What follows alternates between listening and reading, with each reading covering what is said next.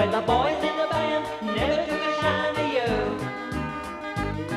'cause you don't understand even half of what you think you do. And the boys tell me I should take a breather, but the boys never did understand you either.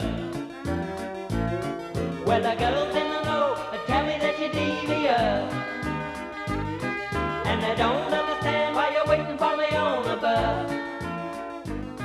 Well, you sure don't drive and you're no mechanic. Greetings, colleagues, across town and across the globe. It's the 30th of March in the year of our Lord 2023. I'm Paul Colby, your host for Paul Colby and the Investigators, which you see periodically here at Houston Media Source. As you can see, my investigators are nowhere to be found this evening, and that's because they are on assignment. Practically everybody in my organization is up to something, and they're just not available to come down here and join me on the air. But that doesn't mean that you won't hear from them, because you will. I took the liberty of taping my last conversations with several key investigators earlier in the week so that I could show you what sort of things they bring to my attention and where those things lead me when I do further research. You see what I'm saying? They give me the tips. I act on those tips to give you the stories of what is really going on behind the scenes. And we've been doing that for a long, long time now. 3 investigators will be available for you to see and hear. Well, I should say hear. One investigator is undercover and in fact in disguise, so you will only hear her voice. But let's start with a man who has a lot to say and who looks like he has a lot to say. I am talking about my colleague of many years, Hugh Dunnett. Let's see what you had to tell me earlier in the week. My first investigator with me tonight is Hugh Dunnett, who you may or may not recognize, but I think you will recognize him if I say he is known as the Hair Force, because he is the Earth's leading authority on human hair. He's often referred to, like I say, as the Hair Force. Now, Air Force One. Yeah, Air Force One. He, as an offshoot of his expertise, he maintains several museums across the states. One, for example, in Duluth, is the Museum of Beetle Wigs. I guess these are obsolete now, right? Oh, they're always on time, baby. They're always ready. Okay. Always ready to go, they are. All right, but I know a lot of people have learned that if they don't cut their hair, it grows. So they technically don't need to build. Anyway, another museum in Fresno is the Museum of Hair Dryers, and I understand one of the centerpieces there is a hair dryer that seems to be older than even ancient Egypt. Mm-hmm. Yep, they knew how to get themselves blown away way back in the ancient times. I see. Did they already have electricity, or was this was it manually operated somehow, or? Well, having the wheel, they were able to do a lot of rubbing things in their hair to generate some sort of a static that would send the energy through. They'd have a whole chain of people encircling one, and then they'd zap that person in order to get the hair just right. I see. The other thing, a museum in Dallas, I have never been to this one. You have a collection of chest hair drawings. I guess these were popular in a different time and place. I mean, you don't see too many chest hair drawings today. Well, I'm trying to bring it all back, baby. See, let me set the table for you, right? I believe in a follicular approach to pop culture, like with the Beatles. I reach across their entire repertoire, from bowl cuts to wingtips. I give tidbits and dating advice and even meal planning. I call it my diabetal treatment. Okay, I think I understand that. But hair is not the only thing you do. I understand you are also the CEO of Tone Deaf Hiring. I guess you hire people for the wrong gigs. Is that the idea? Yeah. You see, listen now. I owe all of our success, I think, to our chief otolaryngological nasopharyngeal phlebotomist, Antonin Banderas. He recognizes that in the workplace, opposites attract. So if you need someone with green credentials, you find someone from China's Red Guard. You need a tuba player, we recommend you find a tin pianoist. You familiar with that? Yeah.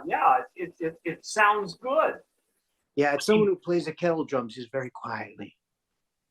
I see. Okay, I get it now.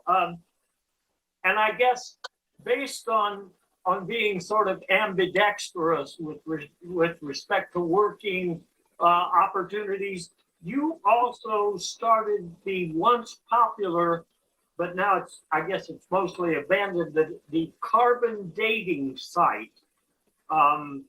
It's currently being used, I think, to attract voters in certain elections, but yeah. So I co-founded that with a few dinosaurs in the state capitol, but all too quickly, our clientele were dominated by fossils looking to grind.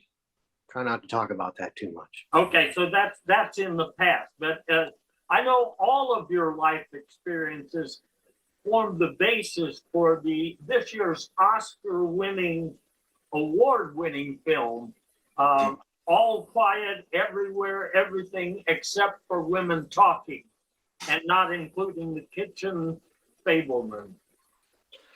Yeah, well, hey, look, we already started preparing a sequel too. You know, it's called Silence of the Limbs. We're interviewing men because they're unable to function in society because they lost the ability to manufacture burps and farts from their orifices and joints. I see.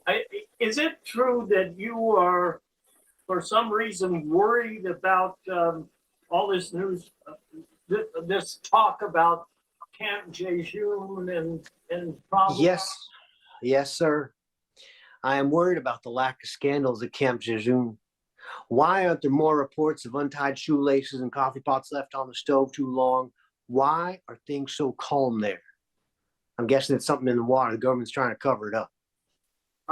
I can see that. I mean, I can hear that. I can imagine that. Now, in terms of working for me, your last assignment was to go have a look at the monkey see do caucus and the monkey do. Monkey see pack and monkey do pack. To me, they seem to be the same thing. But did you gain anything from that experience watching these people, performers? Well, you know, I think it's all about the Marjorie Taylor folks. You know, her lawyer and her. You know she's getting a divorce, right? So her lawyer and her family doctor put out this joint statement saying, in effect, no more Marjorie's jumping on the bed. Apparently, they've been down this road before because MTG has become synonymous with CTE. CTE? Yeah. Oh, yeah, right. And then I guess the former president was there. I guess he gave the not eulogy, closing speech, and he was talking about retribution. That's what you were telling me earlier. I'm not sure exactly what retribution is, but certainly it's in the past tense, right? Yeah, no, when I wrote it up, I think I spelled it correctly. It was retrosputum. Oh, I'm sorry. I wrote that down wrong. You have been spending some time lately in the Silicon Valley, right? And I guess it was sort of like a vacation for you, right? Well, I don't know. I like to distinguish myself because the company was a little awkward, with the number of sperm banks failing in Silicon Valley because their members don't stand up for themselves. Anyway, I think our later viewers will tell you there's no such thing as too big to fail anymore. When you were out there in the Silicon Valley, I understand that you got to meet some of your favorites, some members of the original cast of the TV hit series Star Tex, and these guys can engineer any kind of failure that they want, right? Mm-hmm. And they're nice guys. Right? Yeah, but I think I think all their good days of beaming here and beaming there, and that's all behind them. And I will try to dig a little deeper so that we can expose what needs to be exposed for the people who, they rely on us to tell them the truth about what's going on behind the curtain. Very well. See you soon. Well, you heard it from the horse's mouth. I mean, figuratively. You heard it from Who Done It. Hugh done it. Yeah, Hugh done it. And he knows what he's talking about. It wasn't that long ago, folks, we were saying, ho, ho, ho. And now these days, what we're saying is, uh-oh. Anyway, about the things that Hugh was telling me and you. We talked a little bit about beetle wigs there, but after that conversation was not being taped, he shared with me something that absolutely blew my mind. I'm kidding you, of course. My mind is still here, and so is my hair. But what about some folks we know called the Beatles? Well, I'll tell you why we have beetle wigs in the first place. It's because, and I'm quoting here a controversial new book by Donald DeSantis and Chester Houlibaum, the Beatles were losing their hair. They were practically bald when they got their start. And they therefore had to have wigs so that they would, if you look at early pictures of Liverpool and them performing, this is just an aside, you notice that there are no Gila monsters in that picture, right? You know why that is? Well, they don't have Gila monsters in Liverpool. They're mostly in West Texas. But anyway, I digress. The Beatles, apparently, John met Paul at some sort of secret meeting of hairless individuals, and Paul told him, I have a younger buddy. He's also losing his hair. We need to go find a doctor who can do something about this. Well, their friend, Pete Best, told them that there was a doctor in Hamburg, which is where, of course, you know that the hot dog was invented there, among other things.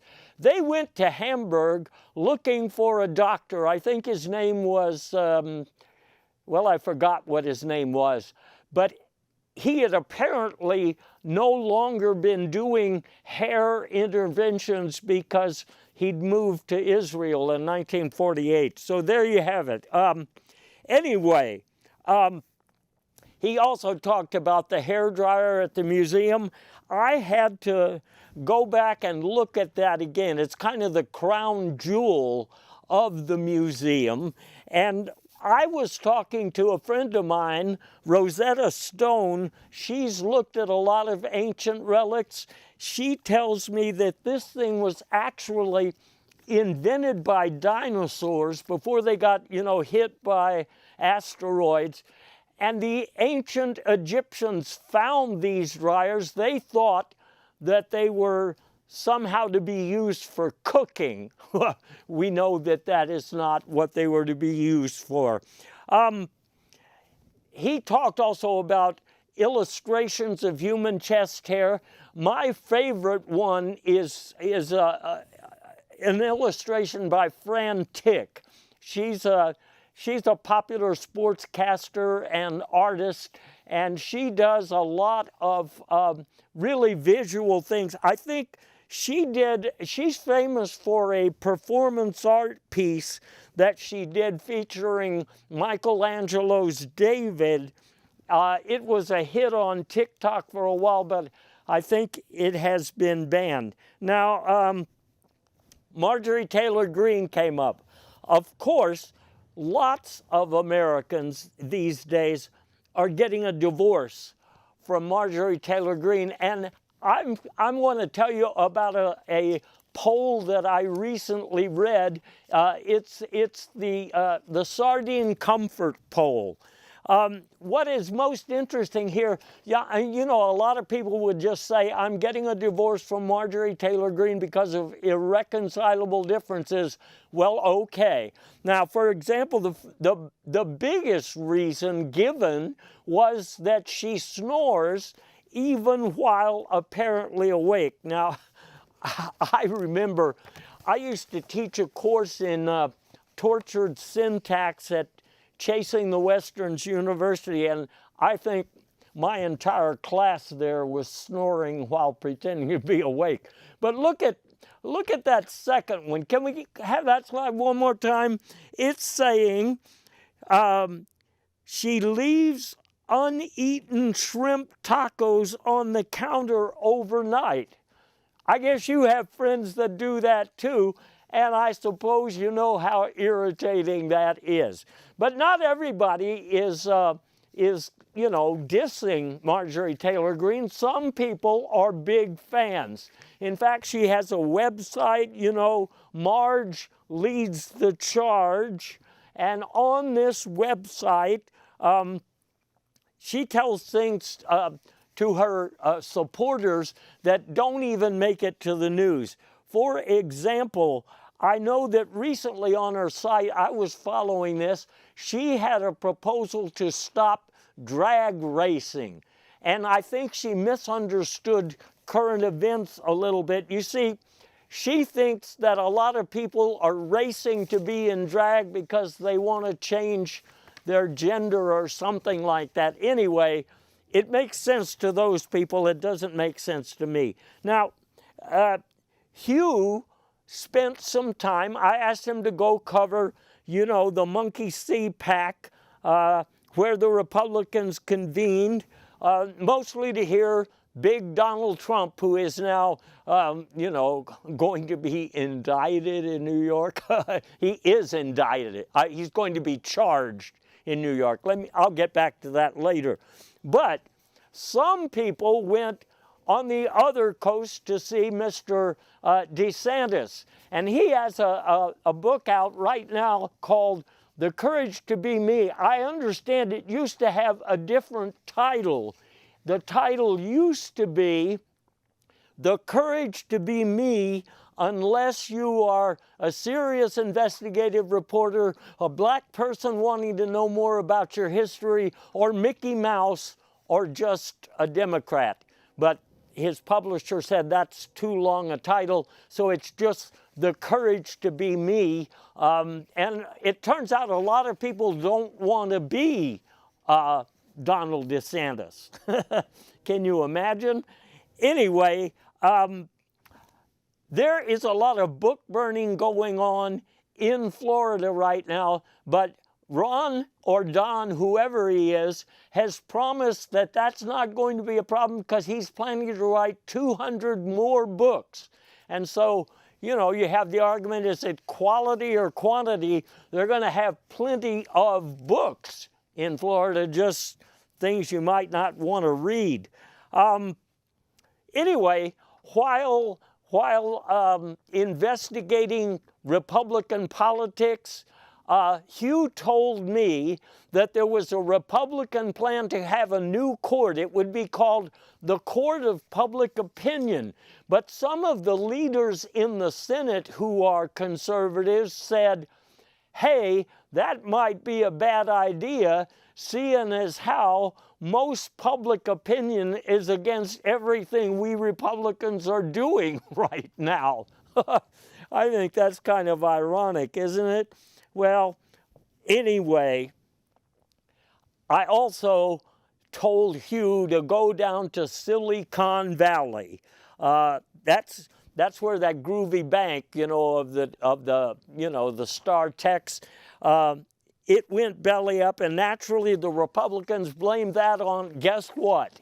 Like they blame everything else on woke, you know, because broke is woke. I'm not sure I understand that, but you know what? Broke is woke makes me think, because this is involved in all of this censorship of books and things like that. For example, the story of Rip Van Winkle, you may remember that. It's now being regarded as woke, so they're rewriting it. Rip Van Winkle now is going to be a cross between a dinosaur and a bald musician, some guy who invented the egg beater. Isn't that amazing? Finally, Hugh made mention, I took some notes here, Hugh made mention of something in the water at Camp Jejun. You know, ever since he said that, I've been paying more attention to what's in the water when I see water. And all I can tell you is I'm seeing a hell of a lot of goldfish. I'm still working on that. I'm not sure why I see goldfish. Anyway, I certainly appreciate Hugh's tips on these matters, large and small, but I also got quite an education recently when I talked to another of my crack investigators, Catatonic. And you will notice here, I talked to Catatonic, but I didn't get to see her. Let's roll that for a minute.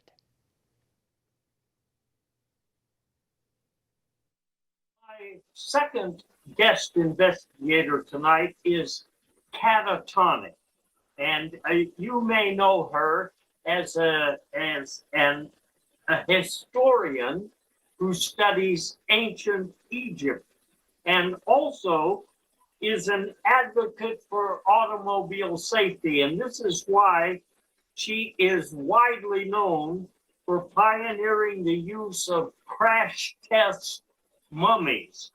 But she is also an expert on abnormal psychologists at the School of Bottom Feeders in Ventura, California. Have I got that right?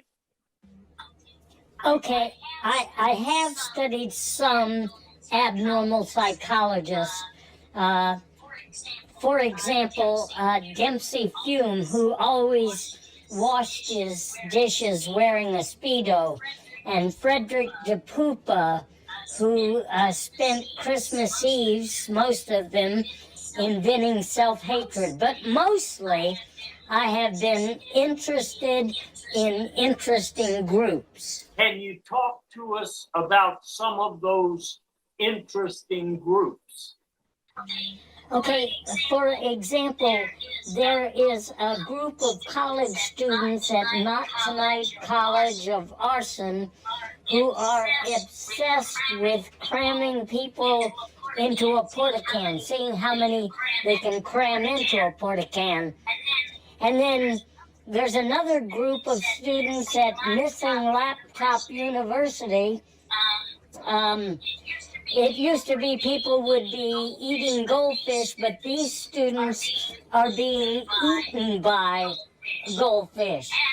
And another interesting group is people with battery problems who punish themselves with guilt but find it deeply satisfying. On the political front, lately you've had a lot to say about the governor of Texas. Yes, I started following him when I heard about the secret state of the state address, behind closed doors. But I was able to find the address online. And so I already knew before it was reported about the plan to take over the Houston school district. You see, the governor believes that educated students can be dangerous. And so he's going to create a board that has all officers coming from the school districts in Florida. So you can expect a few changes.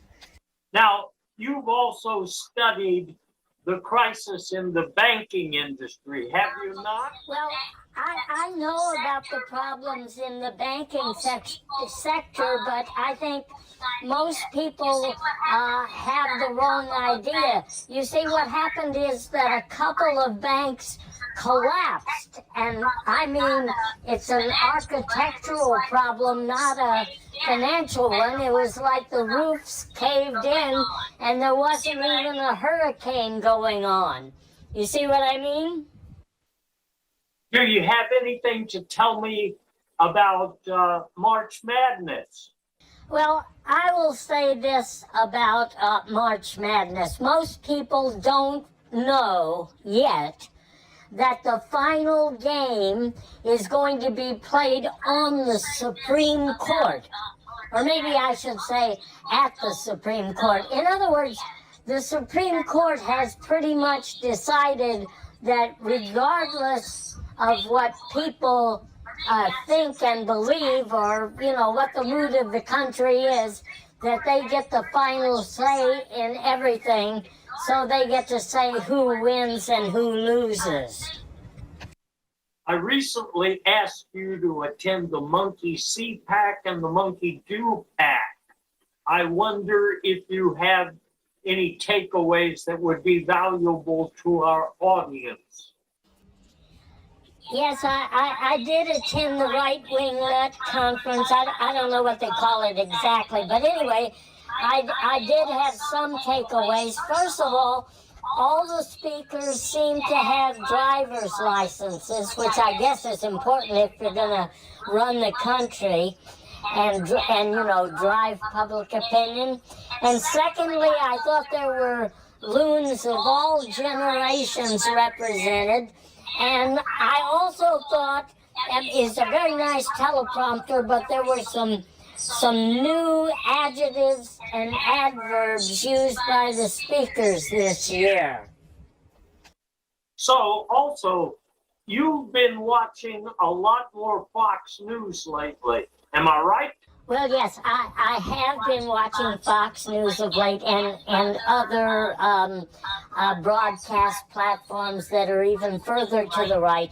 And I understand they are trying to reconfigure themselves because even people of a certain political persuasion just can't seem to digest what Carlson Tucker has been saying these days.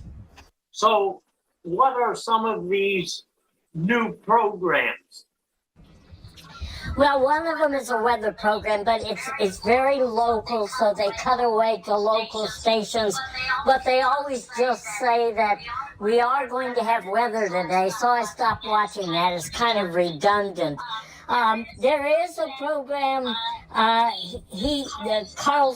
Science with Carlson Tucker, and one of the things I enjoyed lately is the program Your Lawn is the Enemy, in which he talks about the dangers of letting your front yard and backyard do their own thing because they're probably out to get you. And then another one along the same lines, it's real late at night. Who wants to know it all? I've learned a lot from that program. You know, sometimes I think that Catatonic knows it all. Maybe she should be on that show. Now, let me just, in passing, comment on a few things she says, and then I want to get down to nitty-gritty, you know. I think that's what she calls it from her professional viewpoint. She says that the banks are starting to collapse because of architectural problems, roofing. You know, a lot of people are spending more time on the roof lately, and I think that might have something to do with the collapse of buildings, you know. I think I'm going to write a book about it, or maybe a song. And she is also talking about the Supreme Court getting into the game, in this case, March Madness. But obviously, the Supreme Court is in the game for sure these days on more than one issue. So I'm not surprised that she says that. Now, and curiously, I can tell you something. She said she wouldn't be on this video with me because she was not only undercover, she was in disguise. She was in disguise as an animal of some sort, and she told me it was because she was going on some sort of big boat ride.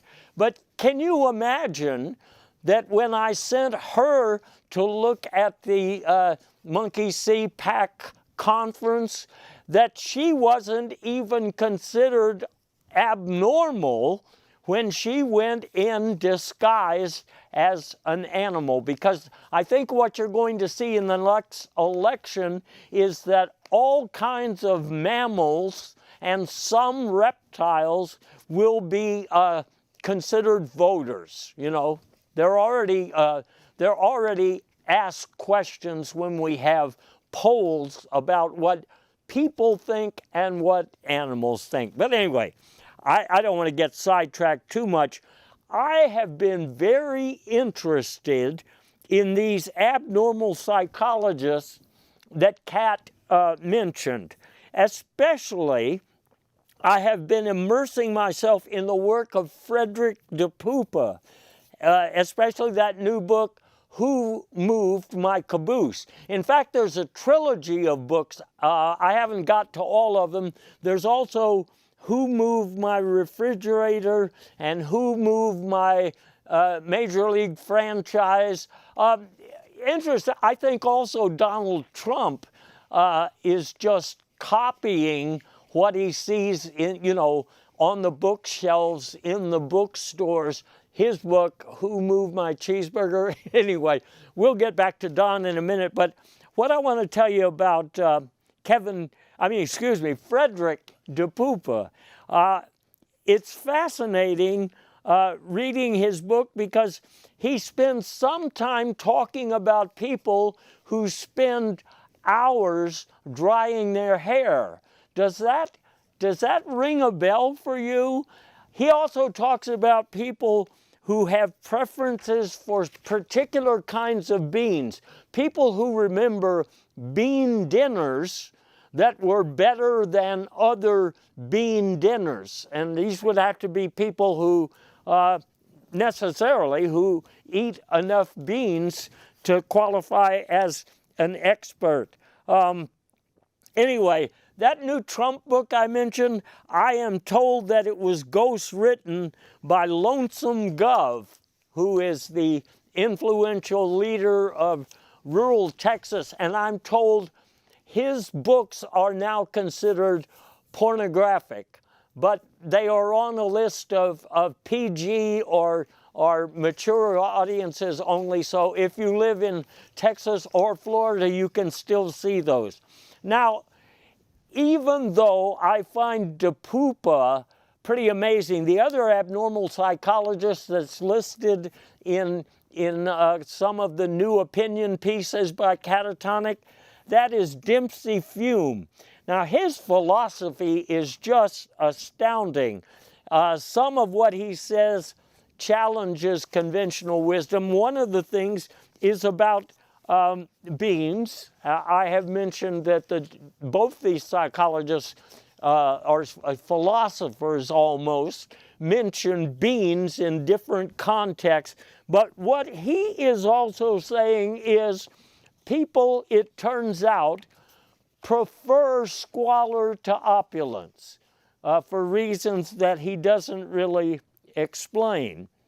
Kat was talking about interesting groups, and I guess these are either the same as or different from interest groups, but one she mentioned was the pranksters who like to fill up a porta-can, stuff as many people as possible. I started noticing these things when I went out for my morning strolls. For example, here's a porta-can showing minimum occupancy of 48. That's a lot of people to cram into one of those. And then I went down to the beach the other day. I was seeing signs saying, "Danger goldfish." It didn't mention that people were being eaten by goldfish, but it did say danger. So what am I to say about that except that I am always having my eyes opened by my investigators who pay attention to little details that the rest of us skip. And since we're talking about details other people skip, she mentioned the new Science with Carlson Tucker show, so I've watched some of those. Here is one. You see the preview for it. This was about alien life in our neighborhoods. It was called "They Don't Look Like Us." And I'll tell you what, this alien that is right there on a utility pole, I certainly wouldn't have known he was, or he or she or it was a living thing. No, until I took a closer look. And in the program, they explain, for example, what a fungler is. You know, they seem to have a fungler. They have a saswa, and they have an otis. Now, I had a girlfriend once who had an otis, but she didn't tell me anything about it until, you know, we'd been dating for several years. Anyway, they also have what they call a peckboo. Now, and oh, by the way, at the top, you see that 2002? Apparently, they give you a marker that says when they arrived here on Earth. But peckboos are interesting to me because you have heard Donald Trump say, "If I get charged, there will be violence." You know what? If you look closely at some of the video and pictures of Donald lately, you will see what I think is a peckboo, which is where you would plug in a charger. And I think that's what the recently indicted president is talking about, is somebody charging him at his peckboo. Okay, I can't really explain it any better than I have already. But I also watched another series she mentioned, Carlson Tucker on Science. And by the way, they have him talking about science because he can no longer be trusted to talk about, you know, politics, but something very important and something hard-nosed like science, he can talk about. And this program, Your Lawn is the Enemy, that really took me into a new dimension as I started watching all sorts of plant. Like I looked in the backyard, I saw grass growing where there hadn't been any the week before. And then more recently, I was going down to a grass station. And I was being followed by this thing right here that was pictured in that Science with Carlson Tucker segment. And this thing, I think, was looking over my shoulder trying to steal my ATM password. Maybe I'm just imagining things, but I certainly am paying more attention to the lawn that might be my enemy. And so for that reason, I'm glad that CAT is working for me and not some corporation that sells data about my favorite alternatives to cow milk or whatever. But another investigator that I'm pleased to have aboard is the sensitive and retiring industrialist Noah's Ark, with whom I spoke the other day. Let's roll Noah's segment here. And my last investigator is Noah's Ark. You may have heard of Noah's Ark. In fact, I heard the other day that Noah's Ark was in jail for bracketeering. So I'm surprised I was able to get you on video here, Noah. Well, actually, boss, that's a bit of a misconception. That was my brother. No offense. Noah. Now he does look somewhat like me, except his hair is shaved on one side and orange on the other. So I'm not quite sure why I think they just did that because it was easier for me to arrest. And he wasn't in jail for racketeering. He was actually in jail for bracketeering because of March Madness. Yeah, he actually picked the 16-1 and the 15-2 upsets. So that immediately drew suspicion on him that he was probably rigging those, because who could think Princeton could win a game in the NCAA tournament? Certainly I could. Exactly. Yeah. So you and Noah Fence are pretty close? No, actually he lives well, at times I think he lives in an alternate universe, but to be fair to him, and a lot of that has to do with the shaved hair. I think he's picking up radiation, but truthfully, he just lives in Montgomery County. That kind of set us apart. I understand. Now, I also understand that currently you are a meatloaf namer. That is in fact correct, boss. All my life I wondered why, you get nicknames for other food, like hot dogs are called tube steaks a lot, right? But meatloaf, and I really like meatloaf. Meatloaf never has a name, and so they just unknown meatloaf just really bothers me. So and it's actually become quite popular. I'm managing to make a slight living. People, I have a website now, nameyourmeatloaf.org, and people send in photos of their meatloaf, and I name it for them. Well, now just a minute. I eat a lot of vegetables. Most of them are unnamed.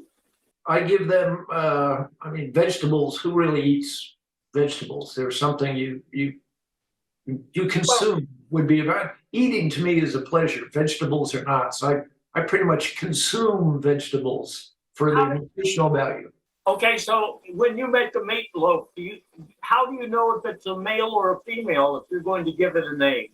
Well, usually it's pretty evident if they're not, if it hasn't undergone gender affirming care, and in which case, what I do there is if it looks like it's either in need of gender affirming care or has received gender affirming care, I give it a neutral name. For instance, Stacy could be either a male or a female name, so I'll name it Stacy.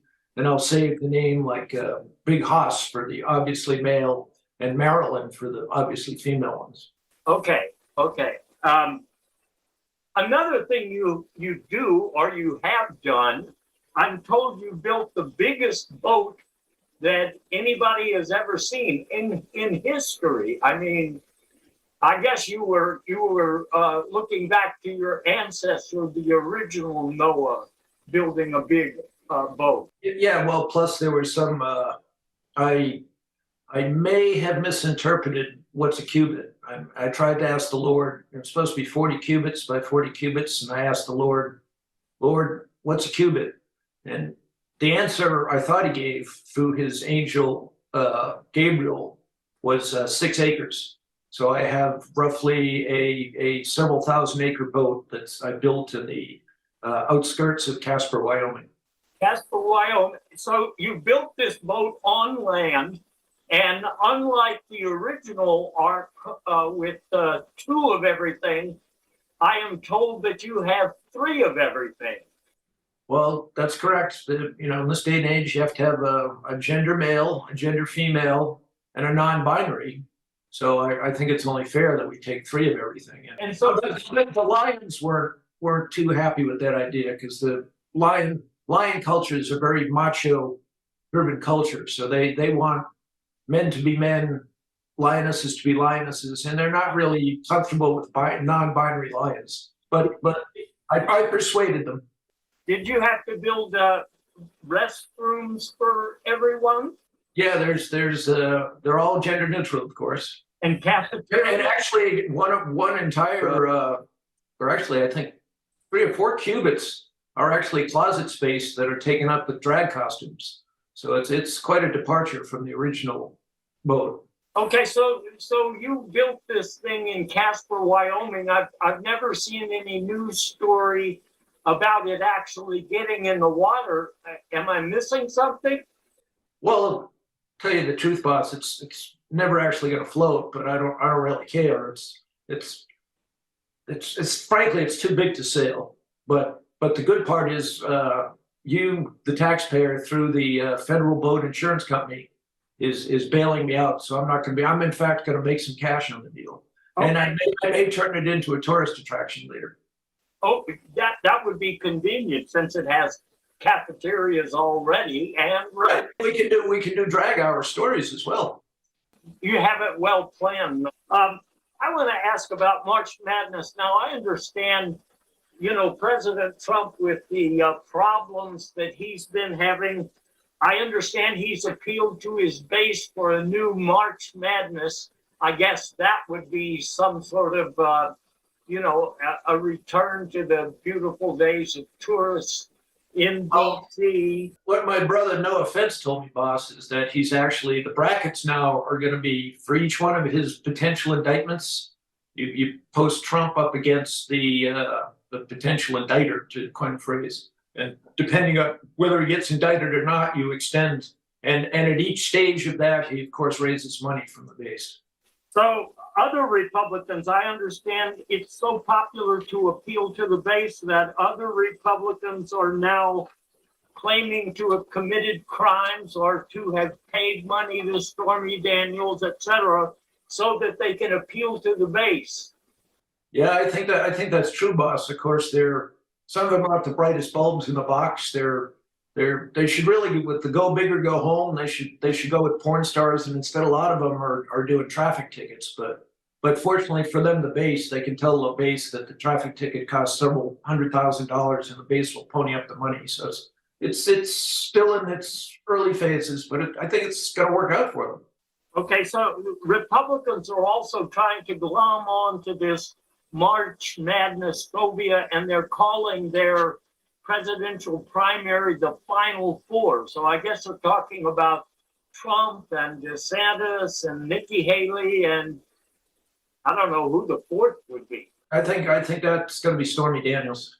She's, that will certainly liven up the debate, won't it? It certainly would. Now, one last point. I have heard about an American drone being followed by some Russian jets who poured some sort of hot sauce on it and so forth. Do you know anything, the real story behind this drone warfare episode?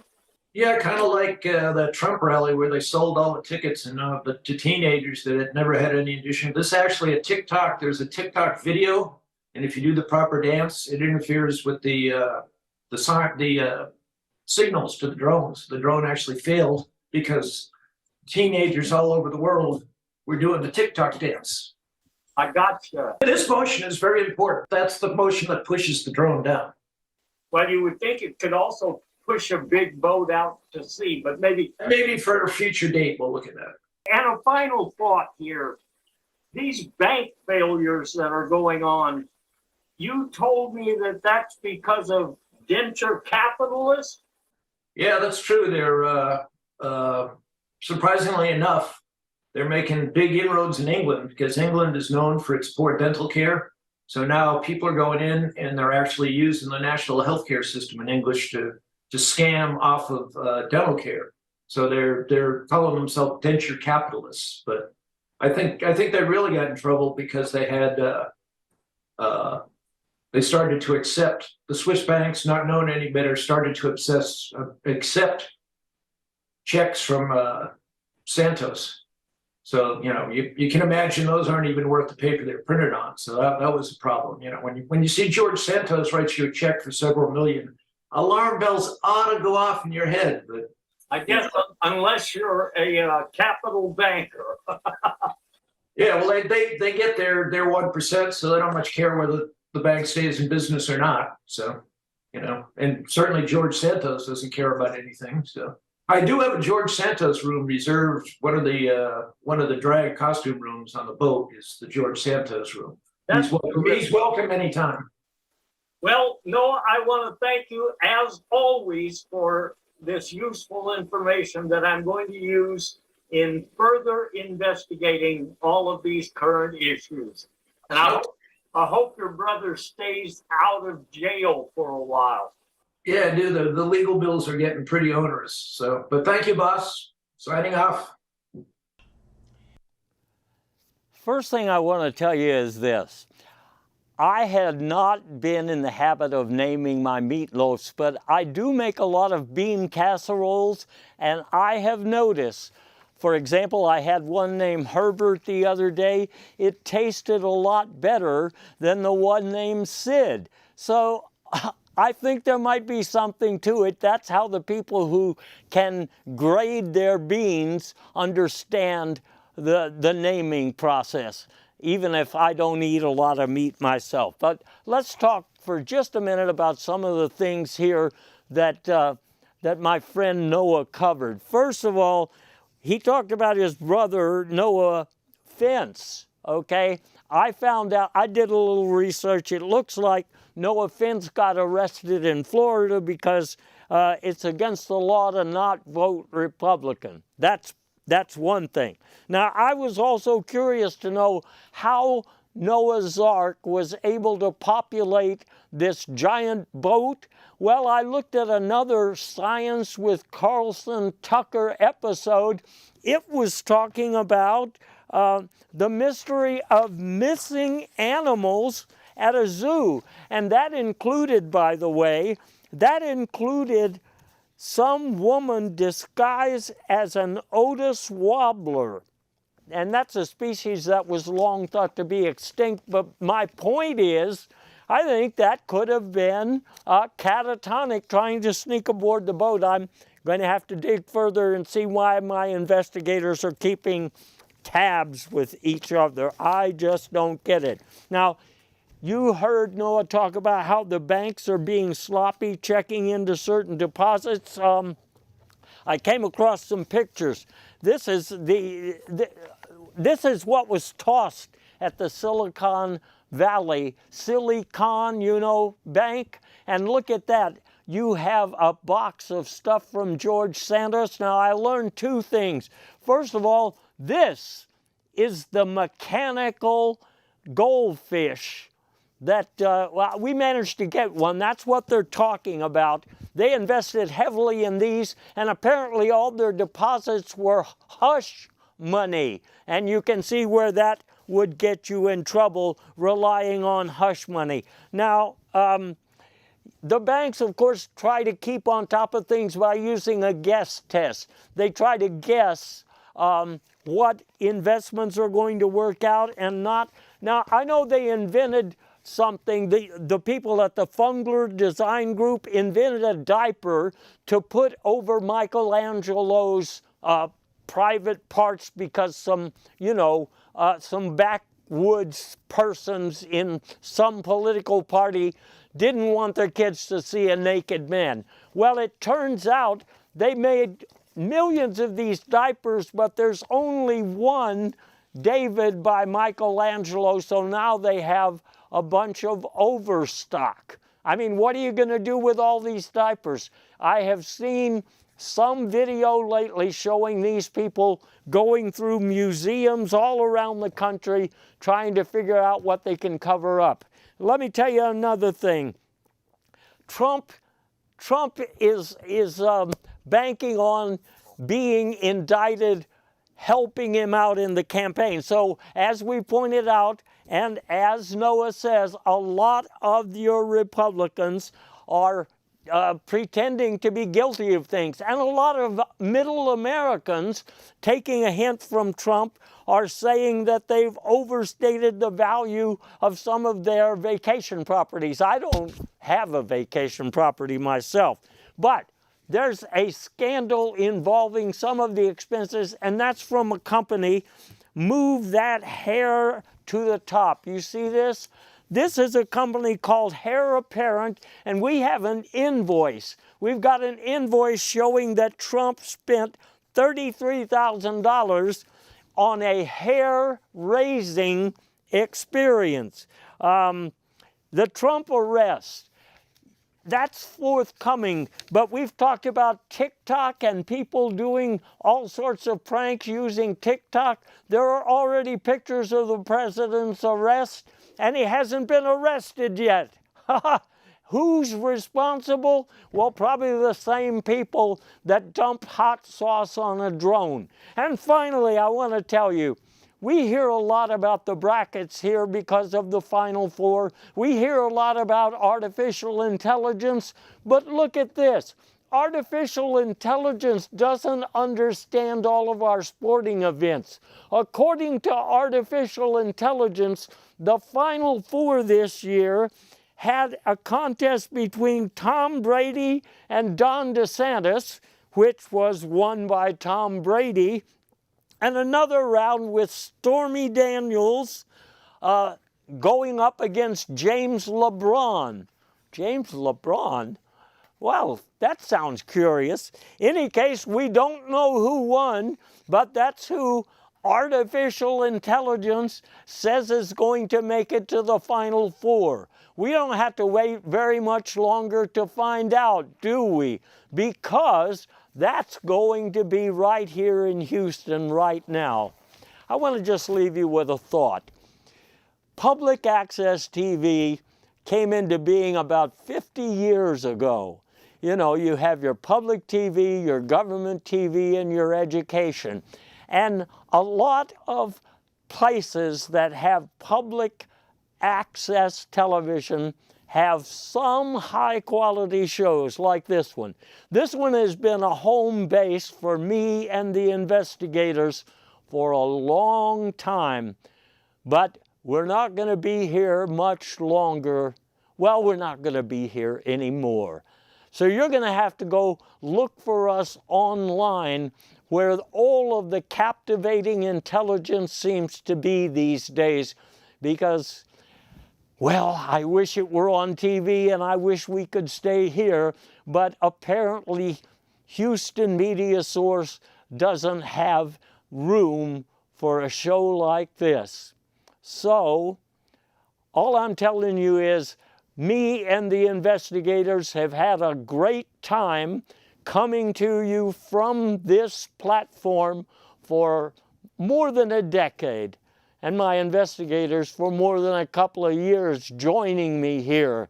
So we hope you'll be all right, and we hope you'll look us up and follow our specials wherever they're shown, wherever they're heard, wherever people try to cover them up. Because we're on the job.